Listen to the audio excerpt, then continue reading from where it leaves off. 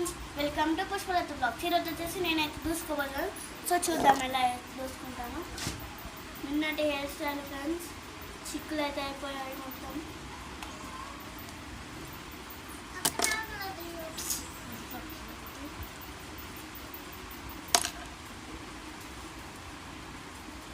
చూసారా ఎంతవరకు చిక్కులు ఉన్నాయో. ఈ చిక్కులు అయితే దూసుకున్నాడు పాసిబుల్ అని చెప్పాలి.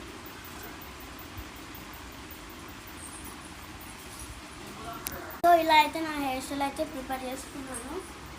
చూడండి, ఇప్పుడైతే నేను తొందరగా రెడీ కావాలి.